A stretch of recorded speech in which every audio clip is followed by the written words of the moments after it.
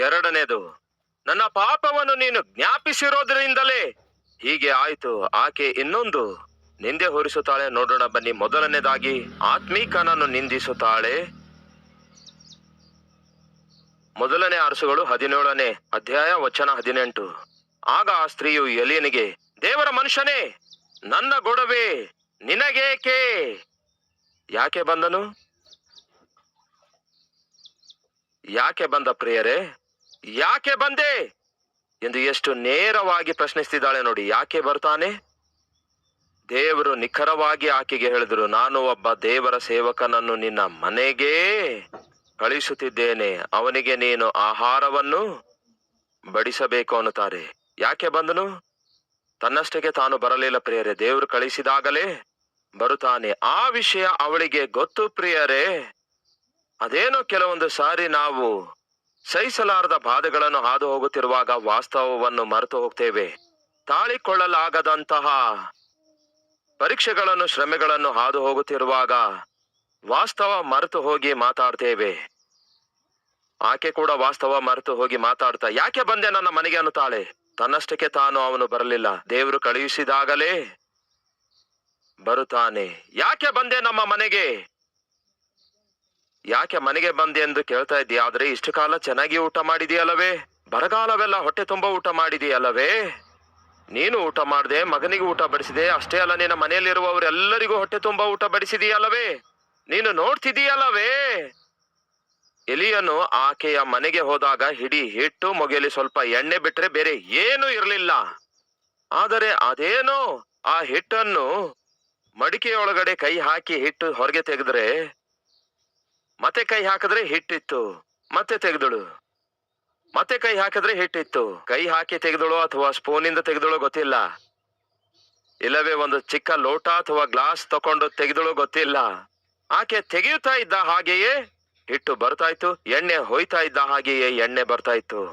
ಬೆಳಗ್ಗೆಯೂ ಹಾಗೆಯೇ ನೋಡ್ತಾ ಇದ್ದಳು, ಸಾಯಂಕಾಲವೂ ಹಾಗೆ ನೋಡ್ತಾ ಇದ್ದಳು. ಇದು ಮಹಾ ಆಶ್ಚರ್ಯ, ಮಹಾ ಅದ್ಭುತ. ಪ್ರತಿದಿನ ಉದಯದಲ್ಲಿಯೂ ಮಧ್ಯಾಹ್ನದಲ್ಲಿಯೂ, ಉದಯದಲ್ಲಿ ಸಾಯಂಕಾಲದಲ್ಲಿ, ಉದಯದಲ್ಲಿ ಸಾಯಂಕಾಲದಲ್ಲಿ, ಉದಯದಲ್ಲಿ ಸಾಯಂಕಾಲದಲ್ಲಿ ಅವಳು ಒಂದು ಅದ್ಭುತ ಕಣ್ಣಾರೆ ನೋಡ್ತಾ ಇದ್ದಳು. ಆ ಮನೆಯಲ್ಲಿರುವವರೆಲ್ಲರೂ ಅದ್ಭುತವನ್ನು ಕಣ್ಣಾರೆ ನೋಡ್ತಾ ಇದ್ರು. ಹಾಗೆ ದಿನಗಳು ಕಳೆದು ಹೋದವು, ವಾರಗಳು ಕಳೆದು ಹೋದವು, ಕೆಲವು ತಿಂಗಳುಗಳು ಕಳೆದು ಹೋದವು, ಈಗ ವರ್ಷಗಳು ಕೂಡ ಕಳೆಯುವುದಕ್ಕೆ ಬಂದವು. ಪ್ರತಿ ದಿನವೂ ಅದ್ಭುತ ನೋಡುತ್ತಿರುವಂತಹ ಆ ವಿಧವೇ ಆಕೆಗೆ ಸಮಸ್ಯೆ ಬಂದ ಕೂಡಲೇ, ಕಷ್ಟ ಬಂದ ಕೂಡಲೇ, ವ್ಯಾಧಿ ಬಾಧೆ ಬಂದದ್ದಕ್ಕಾಗಿ ಪ್ರಶ್ನಿಸ್ತಿದ್ದಾಳೆ. ಅಷ್ಟಕ್ಕೂ ನೀನ್ ಯಾಕೆ ಬಂದೆ ನನ್ನ ಮನೆಗೆ? ಈ ದಿನ ನಮ್ಮ ಮಧ್ಯೆ ಯಾರಾದ್ರೂ ಇದ್ದೀರಾ? ದೇವರು ಆಶೀರ್ವದಿಸಿದಾಗ, ದೇವರು ಪ್ರಾರ್ಥನೆಗೆ ಉತ್ತರ ಕೊಟ್ಟಿದಾಗ ಬಹಳ ಸಂತೋಷ ಪಟ್ಟು, ಬಹಳ ಆನಂದಿಸಿದಾಗ, ಸಾಕ್ಷಿ ಕೊಟ್ಟಾಗ, ಸ್ವಲ್ಪ ಕಷ್ಟ ಬಂದಿದ್ದಕ್ಕೆ, ಸ್ವಲ್ಪ ಅವಮಾನ ಆಗಿದ್ದಕ್ಕೆ, ತೊಂದರೆ ಬಂದಿದ್ದಕ್ಕೆ ಪೂರ್ತಿಯಾಗಿ ವಿರುದ್ಧವಾಗಿ ಮಾತಾಡುವಂತವ್ರು ಯಾರಾದ್ರೂ ಇದ್ದೀರಾ? ಮೊದಲನೇದಾಗಿ ಆತ್ಮೀಕನನ್ನು ನಿಂದಿಸುತ್ತಾಳೆ. ಯಾವನು ತನ್ನ ಕುಟುಂಬಕ್ಕೆ ಆಶೀರ್ವಾದಕರವಾಗಿದ್ದನೋ ಆ ವ್ಯಕ್ತಿಯನ್ನೇ ನಿಂದಿಸುತ್ತಾಳೆ. ಎರಡನೇದಾಗಿ ಆತ್ಮೀಕತೆಯನ್ನು ಕೂಡ ನಿಂದಿಸುತ್ತಾಳೆ. ಎರಡನೇದಾಗಿ ತನ್ನನ್ನು ತಾನೇ ನಿಂದಿಸಿಕೊಳ್ಳುತ್ತಾಳೆ. ನನ್ನ ಪಾಪದಿಂದಲೇ ಇದೆಲ್ಲವೂ ಆಗ್ತಿದೆ. ಅದು ವಾಸ್ತವ ಅಂತೀರಾ? ಇಲ್ಲ. ದಯವಿಟ್ಟು ಗಮನಿಸಿರಿ. ಕೆಲವು ಸಾರಿ ನಾವು ಪರೀಕ್ಷೆ ಹಾದು ಹೋಗುತ್ತಿರುವಾಗ, ಶ್ರಮೆಗಳನ್ನು ಹಾದು ಹೋಗುವಾಗ ಸೈತಾನನು ಬಂದು ಏನ್ ಮಾಡ್ತಾನೆ ಗೊತ್ತಾ? ನೀವು ಪರೀಕ್ಷೆ ಹಾದು ಹೋಗುವಾಗ ಆ ವಿಷಯ ಏನಾದ್ರೂ ನೀವು ಗ್ರಹಿಸಿಕೊಂಡರೆ ಧೈರ್ಯದಿಂದ ಎದುರಿಸುತ್ತೀರಿ. ಆ ಪರೀಕ್ಷೆಯನ್ನು ನೀವು ಧೈರ್ಯದಿಂದ ಎದುರಿಸುತ್ತೀರಿ. ಕೇಳಿರಿ, ದೇವರು ಅಬ್ರಹಾಮನಿಗೆ ಕರೆದು, ಅಬ್ರಹಾಮನೇ, ಏನು ದೇವರೇ? ನೀನು ಪ್ರೀತಿಸುವಂತಹ ನಿನ್ನ ಮಗನಾಗಿರುವ, ಅಂದರೆ ಇಸ್ಸಾಕನನ್ನು ನಾನು ತೋರಿಸುವಂತಹ ಪ್ರಾಂತ್ಯಕ್ಕೆ, ದೇಶಕ್ಕೆ ಕರೆದುಕೊಂಡು ಹೋಗಿ, ಅಲ್ಲಿ ನಾನು ನಿನಗೆ ತೋರಿಸುವಂತಹ ಬೆಟ್ಟದ ಮೇಲೆ ನಿನ್ನ ಮಗನನ್ನು ನನಗೆ ಏನ್ ಮಾಡ್ಬೇಕಂತೆ? ದಹನ ಬಲಿಯಾಗಿ ಅರ್ಪಿಸು ಅನ್ನುತ್ತಾರೆ. ಅವನು ಬಹಳವಾಗಿ ಪ್ರೀತಿಸಿದ ಮಗನನ್ನು, 25 ವರ್ಷಗಳವರೆಗೂ ಕಾದು ಎದುರು ನೋಡಿದಾಗ ಜನಿಸಿರುವಂತಹ ಮಗನನ್ನು ಈಗ ಸಡನ್ ಆಗಿ ದೇವರು ಹೇಳ್ತಾರೆ, ಆ ನಿನ್ನ ಮಗನನ್ನು ದಹನ ಬಲಿಯಾಗಿ ಕೊಡು, ಅರ್ಪಿಸಿ ಕೊಡು ಎಂದು ಹೇಳಿದ್ರೆ ಯಾವ ತಂದೆ ಪ್ರಶಾಂತವಾಗಿ ಮಲಗಲು ಸಾಧ್ಯ ಪ್ರಿಯರೇ? ಯಾವ ತಂದೆ ಆ ದೇವರ ಆಜ್ಞೆ ಅಂಗೀಕರಿಸ್ಲಿಕ್ಕೆ ಆಗುತ್ತೆ ಪ್ರಿಯರೇ? ಇಲ್ಲವೇ ಅನುಸರಿಸ್ಲಿಕ್ಕೆ ಆಗುತ್ತೆ ಪ್ರಿಯರೇ? ಆದ್ರೆ ಬೈಬಲ್ ಅಲ್ಲಿ ಏನಿದೆ ಗೊತ್ತಾ? ಅಬ್ರಹಾಮನು ಬೆಳಗ್ಗೆಯೇ ಎದ್ದು, ಯಾವಾಗ ಎದ್ದನಂತೆ? ಇನ್ನು ಮೊಬ್ಬಾಗಿರುವಾಗಲೇ ಬೆಳಗ್ಗೆಯೇ ಎದ್ದು. ನೋಡೋಣ ಬನ್ನಿ, ಆ ಮಾತನ್ನು ಅಂಡರ್ಲೈನ್ ಮಾಡಿಕೊಳ್ಳಿರಿ. ಆದಿಕಾಂಡ 22ನೇ ಅಧ್ಯಾಯ 3ನೇ ವಚನ. 2ನೇ ವಚನದಲ್ಲಿ ದೇವರು ಹೇಳಿರುವ ಮಾತು ನೋಡ್ತೇವೆ. ನಿನಗೆ ಪ್ರಿಯನಾಗಿರುವ ಒಬ್ಬನೇ ಮಗನಾದ ಇಸಾಕನನ್ನು ತೆಗೆದುಕೊಂಡು ಮೋರಿಯಾ ದೇಶಕ್ಕೆ ಹೋಗಿ ಅಲ್ಲಿ ಅವನನ್ನು ನಾನು ಹೇಳುವ ಒಂದು ಬೆಟ್ಟದ ಮೇಲೆ ಸರ್ವಾಂಗ ಹೋಮವಾಗಿ ಅರ್ಪಿಸಬೇಕು ಎಂದು ಹೇಳಿದನು. ಬೆಳಗ್ಗೆ ಅಬ್ರಹಾಮನು ಎದ್ದು ಕತ್ತೆಗೆ ತಡಿ ಹಾಕಿಸಿ ಯಜ್ಞಕ್ಕೆ ಬೇಕಾದ ಕಟ್ಟಿಗೆಯನ್ನು ಒಡಿಸಿ ತನ್ನ ಸೇವಕರಲ್ಲಿ ಇಬ್ಬರನ್ನು ತನ್ನ ಮಗನಾದ ಇಸಾಕನನ್ನು ಕರೆದುಕೊಂಡು ದೇವರು ಹೇಳಿದ ಸ್ಥಳಕ್ಕೆ ಹೊರಟನು. ಎಷ್ಟು ಧೈರ್ಯ ನೋಡಿ ಪ್ರಿಯರೇ ಅಬ್ರಹಾಮನಿಗೆ. ನಿನ್ನ ಮಗನನ್ನು ನನಗೆ ಸರ್ವಾಂಗ ಹೋಮವಾಗಿ ಅರ್ಪಿಸಿಕೊಡು ಎಂದು ದೇವರು ಹೇಳಿದ್ರೆ ರಾತ್ರಿ ಮಲಗಲಿಕ್ಕಾಗದ ಪ್ರಶಾಂತವಾಗಿ ಮಲಗಿದ. ಬೆಳಗ್ಗೆ ಎದ್ದ, ಕಟ್ಟಿಗೆ ತೆಗೆದುಕೊಂಡ, ಸೇವಕರನ್ನು ಕರೆಯುತ್ತಾನೆ, ಮಗನನ್ನು ಕರೆಯುತ್ತಾನೆ, ದೇವರು ಹೇಳಿದ ಸ್ಥಳಕ್ಕೆ ಹೋಗುತ್ತಾನೆ, ಕಟ್ಟಿಗೆ ಜೋಡಿಸುತ್ತಾನೆ, ಮಗನನ್ನು ತೆಗೆದುಕೊಳ್ತಾನೆ. ಅಪ್ಪ, ಕಟ್ಟಿಗೆ ಜೋಡಿಸಿದೆ, ಆದರೆ ಸರ್ವಾಂಗ ಹೋಮಕ್ಕೆ ದಹನ ಬಲಿಗೆ ಕುರಿಮರಿಯಲ್ಲಿ ಅಂದಾಗ ಹೇಳ್ತಾನೆ, ಯೆಹೋವಾ ಈರೆ, ಯೆಹೋವನೇ ಒದಗಿಸುತ್ತಾನೆ ಎಂದು ಹೇಳುತ್ತಲೇ ತನ್ನ ಮಗನ ಕೈ ಕಾಲುಗಳನ್ನು ಕಟ್ಟುತ್ತಾನೆ. ಅವನನ್ನು ತಂದು ಯಜ್ಞವೇದಿ ಮೇಲೆ ಇಡುತ್ತಾನೆ. ಕತ್ತಿಯನ್ನು ತೆಗೆದುಕೊಂಡು, ಕತ್ತಿ ಕೈಯಲ್ಲಿ ತೆಗೆದುಕೊಂಡು ಇನ್ನೇನು ಮಗನನ್ನು ವಧಿಸಿ ಯಜ್ಞ ಅರ್ಪಿಸಲಿಕ್ಕಿದ್ದ. ಅಬ್ರಹಾಮನೇ, ಅಬ್ರಹಾಮನೇ, ನಿನಗಿರುವ ಒಬ್ಬನೇ ಒಬ್ಬ ಮಗನನ್ನು ನನಗೋಸ್ಕರ ಅರ್ಪಿಸಿಕೊಡುವುದಕ್ಕಾಗಿ ಹಿಂಜರಿಯದೇ ಇರುವುದರಿಂದ ನೀನು ನನ್ನ ಮಾತಿಗೆ ವಿಧೇಯನಾಗುವವನಾಗಿದೆಯೆಂದು ನಾನು ಗುರುತಿಸಿದ್ದೇನೆ ಎಂದು ದೇವರು ಹೇಳ್ತಾರೆ. ಅಬ್ರಹಾಮನಿಗೆ ಗೊತ್ತು ಪ್ರಿಯರೇ, ನನ್ನನ್ನು ದೇವರು ಪರೀಕ್ಷಿಸುತ್ತಿದ್ದಾರೆ ಎಂದು. ಅದಕ್ಕಾಗಿಯೇ ಧೈರ್ಯದಿಂದ ಹೆಜ್ಜೆ ಮೇಲೆ ಹೆಜ್ಜೆ ಮುಂದೆ ಹಾಕುತ್ತಾನೆ. ನಮ್ಮ ಜೀವಿತದಲ್ಲಿ ನಾವು ಶ್ರಮೆಗಳನ್ನು ಹಾದು ಹೋಗುವಾಗ, ಕಷ್ಟಗಳನ್ನು ಹಾದು ಹೋಗುವಾಗ, ವ್ಯಾಧಿ ಬಾಧೆ ಹಾದು ಹೋಗುವಾಗ ನಾವು ಕೂಡ ದೇವರ ಸನ್ನಿಧಿಯಲ್ಲಿ ಗ್ರಹಿಸಿಕೊಳ್ಳಬೇಕು. ಏನದು? ಈ ಶ್ರಮೆಗೆ ಕಾರಣ ನಾನು ಮಾಡಿರುವಂತಹ ತಪ್ಪಾಗಿದೆಯೋ, ಇಲ್ಲವೇ ತೆಗೆದುಕೊಂಡ ತಪ್ಪು ನಿರ್ಣಯಗಳಾಗಿವೆಯೋ, ಇಲ್ಲವೇ ಹಾಕಿರುವ ತಪ್ಪು ಹೆಜ್ಜೆಗಳಾಗಿವೆಯೋ? ಯಾಕೆ ನನಗೆ ಈ ಶ್ರಮೆ ಬಂತು ಎಂದು ಗ್ರಹಿಸಿಕೊಳ್ಳಬೇಕು. ಇಲ್ಲವಾದರೆ ದೇವರ ಚಿತ್ತಾನುಸಾರವಾಗಿ ಮಾಡ್ತಿದ್ದೇನೆ, ದೇವರ ಇಷ್ಟಾನುಸಾರವಾಗಿ ಈ ಕೆಲಸ ಮಾಡ್ತಿದ್ದೇನೆ, ದೇವರು ಹೇಳಿರುವುದರಿಂದಲೇ ಮಾಡ್ತಿದ್ದೇನೆ, ಆದರೂ ಈ ಶ್ರಮೆ ಬಂದಿರೋದಾದ್ರೆ ಇದು ಕೇವಲ ನನ್ನ ನಂಬಿಕೆಯನ್ನು ಪರೀಕ್ಷಿಸುವುದಕ್ಕಾಗಿ, ನನ್ನನ್ನು ಪರಿಶೋಧಿಸುವುದಕ್ಕಾಗಿ, ನನ್ನನ್ನು ಇನ್ನಷ್ಟು ಹೆಚ್ಚು ಪರಿಶುದ್ಧಗೊಳಿಸುವುದಕ್ಕಾಗಿಯೇ ದೇವರು ಅನುಮತಿಸಿದ್ದಾರೆ ಎಂಬ ಸತ್ಯವನ್ನು ಗ್ರಹಿಸಬೇಕು. ಅದಕ್ಕಾಗಿಯೇ ಹೇಳ್ತಿದ್ದೇನೆ, ಆತ್ಮಿಕ ಜೀವಿತದಲ್ಲಿ ನಾವು ಮುಂದಕ್ಕೆ ಸಾಗುವಾಗ ಈ ಆತ್ಮಿಕ ಪ್ರಯಾಣದಲ್ಲಿ ಶ್ರಮೆಗಳಿರ್ತವೆ, ಕಷ್ಟಗಳಿರ್ತವೆ, ಕಣ್ಣೀರ ಕಣುವೆಯನ್ನು ಹಾದು ಹೋಗಬೇಕಾಗ್ತದೆ. ಆದರೆ ಅಂತಹ ಪರಿಸ್ಥಿತಿಯಲ್ಲಿ ನೀವು ತಿಳ್ಕೊಳ್ಬೇಕಾದದೇನು ಗೊತ್ತಾ? ನಿಮ್ಮ ಶ್ರಮೆಗೆ ಕಾರಣ ಶಿಕ್ಷೆಯಾಗಿದೆಯೋ ಅಥವಾ ಪರೀಕ್ಷೆಯಾಗಿದೆಯೋ? ಆ ವಿಧವೆ ಎಲಿಯನಿಗೆ ಹೇಳ್ತಾಳೆ, ನನ್ನ ಪಾಪ ನೀನು ಜ್ಞಾಪಕ ಮಾಡಿಸಿದೆ, ನನ್ನ ಪಾಪದಿಂದಲೇ ಈ ಶ್ರಮೆ ಬಂದಿತ್ತು. ವಾಸ್ತವ ಅದಲ್ಲ.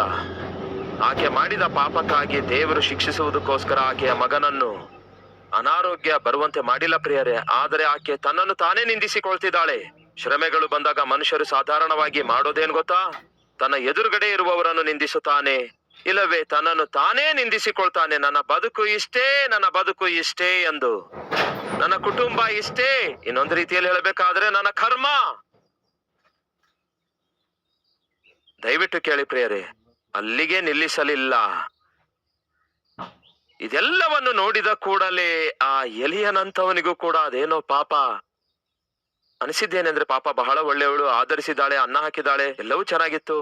ಸಡನ್ ಆಗಿ ಮಗನ ಪ್ರಾಣ ಅಪಾಯಕ್ಕೆ ಗುರಿಯಾಯ್ತು.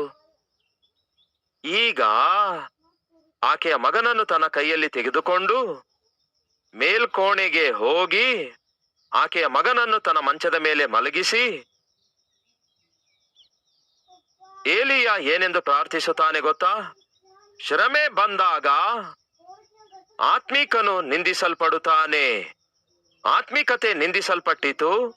ಈಗ ಆತ್ಮಸ್ವರೂಪನಾದ ದೇವರನ್ನೇ ನಿಂದಿಸುವಂತಹ ಪರಿಸ್ಥಿತಿ ಧಾವಿಸಿತು. ಆಗ ಏಲಿಯ ಮಾಡಿದ್ದೇನೆಂದು ಹೇಳುತ್ತೇನೆ, ಎಲ್ಲರೂ ಗಮನ ಕೊಟ್ಟು ಕೇಳ್ರಿ.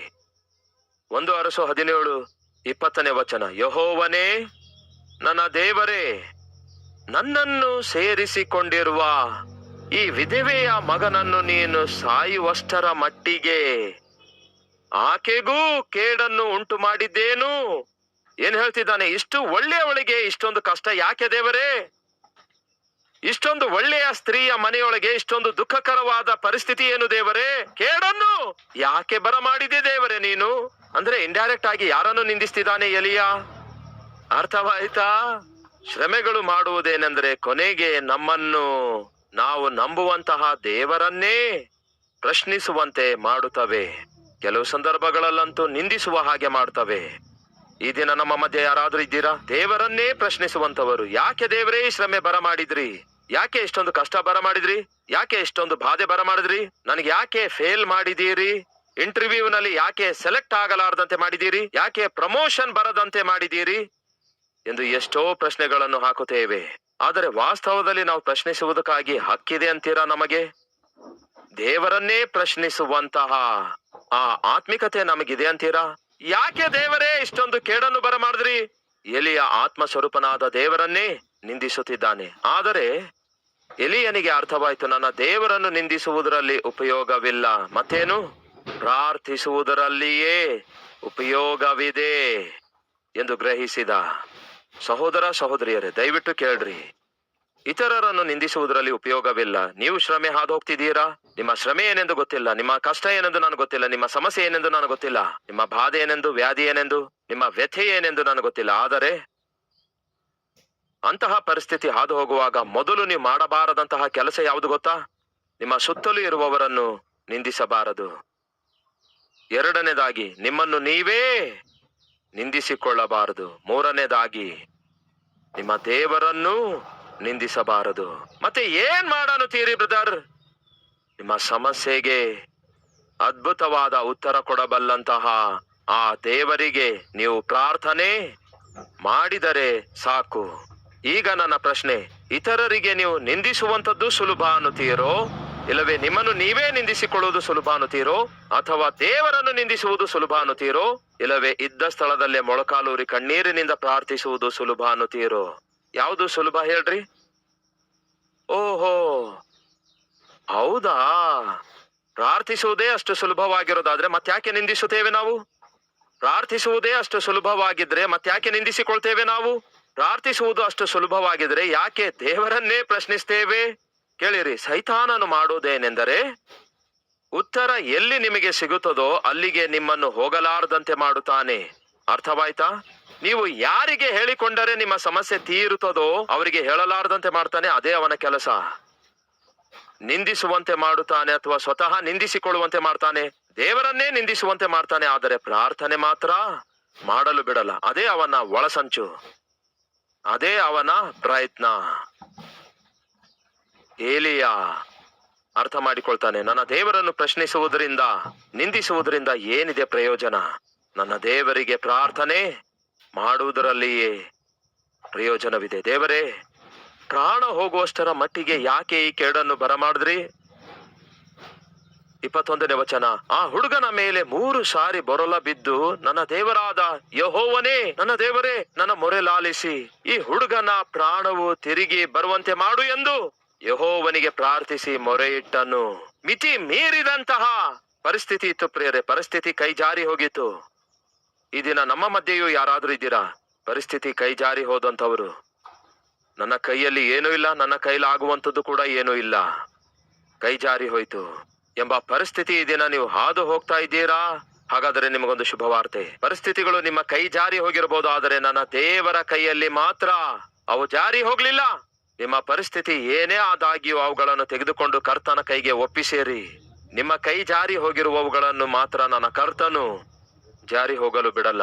ಏಲಿಯ ಪ್ರಾರ್ಥನೆ ಮಾಡಿದ. ನಡೆದದೇನು? 17ನೇ ಅಧ್ಯಾಯ 22ನೇ ವಚನ. ಯೆಹೋವನು ಎಲಿಯನು ಮಾಡಿರುವ ಪ್ರಾರ್ಥನೆಯನ್ನು ಲಾಲಿಸಿ ಆ ಹುಡುಗನ ಪ್ರಾಣವು ತಿರುಗಿ ಬಂದು ಅವನು ಉಜ್ಜೀವಿಸಿದನು. ಏಲಿಯನು ಆ ಹುಡುಗನನ್ನು ಅಲ್ಲಿಂದ ಕೆಳಗೆ ಮನೆಯೊಳಗೆ ತೆಗೆದುಕೊಂಡು ಹೋಗಿ ಅವನ ತಾಯಿಗೆ ಒಪ್ಪಿಸಿ, ಇಗೋ ನಿನ್ನ ಮಗನು, ಅವನು ಜೀವಿಸುತ್ತಾನೆ ಎಂದು ಹೇಳಿದಾಗ ಆ ಸ್ತ್ರೀ ಎಲಿಯನಿಗೆ, ನೀನು ದೇವರ ಮನುಷ್ಯನೆಂದು, ನಿನ್ನ ಬಾಯಿಂದ ಬಂದ ಯೆಹೋವನ ಮಾತು ಸತ್ಯವೆಂದು ಈಗ ನನಗೆ ಗೊತ್ತಾಯ್ತು ಎಂದು ಹೇಳಿದಳು. ಸತ್ತ ಮಗನು ತಿರುಗಿ ಬದುಕಿ ಬಂದಾಗ ಆಗ ಅವಳಿಗೆ ಗೊತ್ತಾಯ್ತಂತೆ ಏನೆಂದು? ಎಲಿಯ ದೇವರ ಮನುಷ್ಯನೆಂದು. ಮತ್ತೆ ಮೊದಲು ಮನೆಯಲ್ಲಿ ಆಹಾರ ಕಡಿಮೆ ಆಗದೇ ಇರುವಾಗ, ಹಿಟ್ಟು ಕಡಿಮೆಯಾಗದಿರುವಾಗ, ಎಣ್ಣೆ ಮುಗಿದು ಹೋಗದಿರುವಾಗ ಗ್ರಹಿಸ್ಲಿಕ್ಕೆ ಆಗಲಿಲ್ಲವೋ? ಬಹಳ ಸಂದರ್ಭಗಳಲ್ಲಿ ದೇವರು ನಮ್ಮ ಜೀವಿತದಲ್ಲಿ ಮಾಡುತ್ತಿರುವ ಮಹತ್ ಕಾರ್ಯಗಳನ್ನು ನೋಡ್ತಾ ಇದ್ರು ಕೂಡ ನಾವು ದೇವರನ್ನು, ದೇವರ ಸೇವಕರನ್ನು ಗುರುತಿಸಲಾರದೇ ಇರುವಂತದ್ದು, ಅದು ನಿಜವಾಗ್ಲೂ ವಿಷಾದಕರವಾದ ಸಂಗತಿ. ಏಲಿಯ ದೇವರನ್ನು ನಿಂದಿಸುವುದನ್ನು ಬಿಟ್ಟು ಒಂದು ಸಾರಿ ಅಲ್ಲ, ಎರಡು ಸಾರಿ ಅಲ್ಲ, ಬಹಳಷ್ಟು ಸಾರಿ ದೇವರಿಗೆ ಪ್ರಾರ್ಥನೆ ಮಾಡುತ್ತಾನೆ. ಫಲಿತವಾಗಿ ದೇವರು ಎಲಿಯನ ಪ್ರಾರ್ಥನೆ ಕೇಳುತ್ತಾರೆ. ಕೈಜಾರಿ ಹೋದ ಪ್ರಾಣವನ್ನು ತಿರುಗಿ ಜೀವಿಸುವಂತೆ ಮಾಡಿ ತಾಯಿಗೆ ಒಪ್ಪಿಸುತ್ತಾರೆ. ಅದೇ ರೀತಿ ನಿಮ್ಮ ಜೀವಿತದಲ್ಲಿಯೂ ಕೈಜಾರಿ ಹೋದ ಪರಿಸ್ಥಿತಿ ಏನಾದರೂ ಇರುವುದಾದರೆ ಈ ದಿನ ಪ್ರಾರ್ಥಿಸೋಣ. ಕೈಜಾರಿ ಹೋದಂಥವುಗಳನ್ನೇ ಮತ್ತೆ ಅವುಗಳನ್ನು ತಂದು ನನ್ನ ದೇವರು ನಿಮ್ಮ ಕೈಯಲ್ಲಿಡುವುದಕ್ಕಾಗಿ ಶಕ್ತನಾಗಿದ್ದಾರೆ. ಇದನ್ನು ನಂಬುತ್ತಾ ಇದ್ದೀರಾ ಸಹೋದರರೇ, ಸಹೋದರಿಯರೇ? ಬಹಳ ಅಮೂಲ್ಯವಾದಂತಹ ಸಂದೇಶವನ್ನು ಬಹು ಜಾಗರೂಕತೆಯುಳ್ಳವರಾಗಿ ಕೇಳಿದ್ದೀರಿ. ಇದ್ದೀರಾ ನಮ್ಮ ಮಧ್ಯದಲ್ಲಿ? ನಾನೇನು ಅಷ್ಟು ದೇವರಿಂದ ದೂರ ಜೀವಿಸುತ್ತಾ ಇಲ್ಲ, ವಾಕ್ಯಾನುಸಾರವಾಗಿ ಜೀವಿಸ್ತಿದ್ದೇನೆ, ಪ್ರಾರ್ಥಿಸ್ತಿದ್ದೇನೆ, ಪರಿಶುದ್ಧನಾಗಿ ಬದುಕುತ್ತಿದ್ದೇನೆ. ಆದರೆ ಅದೇನೋ ಆದಾಗ್ಯೂ ಶ್ರಮೆಗಳು ಬರ್ತಿವೆ, ಆದಾಗ್ಯೂ ಕಷ್ಟಗಳು ಬರ್ತಿವೆ, ಆದಾಗ್ಯೂ ಬಾಧೆಗಳು ಬರ್ತಿವೆ. ಯಾಕೆ ದೇವರೇ? ಹೇಳಿ ಸಹೋದರರೇ, ಸಹೋದರಿಯರೇ. ಆಧ್ಯಾತ್ಮಿಕ ಜೀವಿತದಲ್ಲಿ ಪರೀಕ್ಷೆಗಳನ್ನು ಹಾದು ಹೋಗುತ್ತಿರುವಂತಹ ಸಮಯದಲ್ಲಿ ಕಷ್ಟಗಳು, ಶ್ರಮೆಗಳು, ವ್ಯಾಧಿ, ಬಾಧೆಗಳು ಇವು ಸಾಧಾರಣವೇ. ಆದರೆ ಒಂದು ಮಾತ್ರ ವಾಸ್ತವ, ನೀವು ದೇವರನ್ನು ಆಧಾರ ಮಾಡಿಕೊಳ್ಳುವುದಾದರೆ, ದೇವರನ್ನೇ ಆದುಕೊಳ್ಳುವುದಾದರೆ, ನೀವು ಎದುರಿಸುವಂತಹ ಯಾವುದೇ ಕಷ್ಟವಾಗಲಿ, ಸಮಸ್ಯೆಯಾಗಲಿ ನಿಮ್ಮನ್ನು ಮಾತ್ರ ಜಯಿಸಲು ಸಾಧ್ಯವೇ ಆಗುವುದಿಲ್ಲ ಪ್ರಿಯರೇ. ಅಬ್ರಹಾಮನು ಆ ಸತ್ಯವನ್ನು ಗ್ರಹಿಸಿದ. ನನ್ನ ಮಗನನ್ನು ತಂದು ಯಜ್ಞ ಅರ್ಪಿಸು ಅನ್ನುತ್ತಿದ್ದಾರೆ, ಅರ್ಪಿಸುತ್ತೇನೆ. ನನಗೆ ಗೊತ್ತು ಆ ದೇವರೇ ಎಲ್ಲವನ್ನು ನೋಡಿಕೊಳ್ತಾರೆ ಎಂಬ ಆ ನಂಬಿಕೆಯೇ ಅಬ್ರಹಾಮನು ದಿಗುಲು ಪಡದಂತೆ, ಬಾಧೆ ಪಡದಂತೆ, ಭಯ ಪಡದಂತೆ ಧೈರ್ಯವಾಗಿ ದೇವರು ಬಾ ಎಂದ ಸ್ಥಳಕ್ಕೆ ಹೋಗ್ತಾನೆ. ಸಹೋದರ, ಸಹೋದರಿಯರೇ, ಧೈರ್ಯದಿಂದಿರಿ. ನಿಮ್ಮ ಜೀವಿತದಲ್ಲಿ ಯಾವುದೇ ಸಮಸ್ಯೆ ಬಂದರು, ಯಾವುದೇ ಕಷ್ಟ ಬಂದರು, ದೇವರ ಅನುಮತಿ ಇಲ್ಲದೆ, ಆತನ ಪರ್ಮಿಷನ್ ಇಲ್ಲದೆ ಯಾವ ಸಮಸ್ಯೆ ನಿಮ್ಮ ಬಳಿಗೆ ಬರೋದಿಲ್ಲ. ನೀವು ಸಹಿಸಲಾರದಂತಹ, ನೀವು ತಾಳಲಾರದಂತಹ, ನೀವು ಜಯಿಸಲಾರದಂತಹ ಯಾವುದನ್ನು ಕೂಡ ದೇವರು ನಿಮ್ಮ ಬಳಿಗೆ ಬರಗೊಡಿಸುವುದಿಲ್ಲ. ನೀವು ದೇವರ ಚಿತ್ತಾನುಸಾರವಾಗಿ ಜೀವಿಸುತ್ತಿರುವುದಾದರೆ ನಿಂದಿಸಬೇಡಿರಿ. ನಿಮ್ಮ ಸುತ್ತಲಿರುವವರಿಗೆ ನಿಂದಿಸಿಕೊಳ್ಳಬೇಡಿರಿ. ನಿಮ್ಮನ್ನು ನೀವೇ ನಿಂದಿಸಬೇಡಿರಿ. ನಿಮ್ಮ ಮೇಲಿರುವ ದೇವರನ್ನು ಮತ್ತೇನ್ ಮಾಡಬೇಕು? ಪ್ರಾರ್ಥಿಸಬೇಕು, ಪ್ರಲಾಪಿಸಬೇಕು, ಶತ್ರುವನ್ನು ಪ್ರತಿಯಾಗಿ ಸೋಲಿಸಬೇಕು, ಪ್ರತಿಫಲವನ್ನು ಅನುಭವಿಸಬೇಕು. ಈ ದಿನ ದೇವರು ನನ್ನೊಂದಿಗೆ ಮಾತಾಡಿದ್ದಾರೆ ಬ್ರದರ್. ಈ ವಾಕ್ಯ ನನಗೋಸ್ಕರವೇ ಆಗಿತ್ತು ಎನ್ನುವಂಥವ್ರು ಇರುವುದಾದರೆ ನಿಮ್ಮ ಹಸ್ತ ಕರ್ತನಿಗೆ ತೋರಿಸಿ. ಯಾವ ವಿಷಯದಲ್ಲಿ ದೇವರು ನಿಮ್ಮೊಂದಿಗೆ ಮಾತಾಡಿದಾರೋ ಆ ಒಂದು ಮಾತು ದೇವರಿಗೆ ಹೇಳುವೀರಾ? ಹೃದಯಪೂರ್ವಕವಾಗಿ ದೇವರಿಗೆ ಪ್ರಾರ್ಥಿಸುತ್ತಾ ಹೇಳಿರಿ.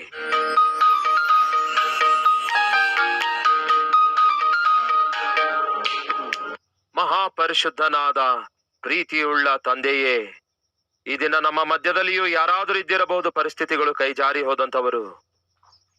ಅಂದುಕೊಳ್ಳಲಾರದಂತೆ ಅಕಸ್ಮಾತ್ ಆಗಿ ಎಲ್ಲವೂ ನಡೆದು ಹೋಯ್ತು. ಊಹಿಸಲಿಲ್ಲ, ಯೋಚಿಸಲಿಲ್ಲ ಈ ರೀತಿ ಆಗ್ತದೆಂದು. ಅಂತಹ ಪರಿಸ್ಥಿತಿಯನ್ನು ಯಾರಾದರೂ ಹಾದು ಹೋಗ್ತಿರೋದಾದ್ರೆ ದೇವರೇ ಅಂಥವರನ್ನು ಈ ದಿನ ದರ್ಶಿಸಿರಿ. ಅಂಥವರು ನಿಮಗೆ ಮಾಡುತ್ತಿರುವ ಪ್ರಾರ್ಥನೆಯನ್ನು ಲಾಲಿಸಿ.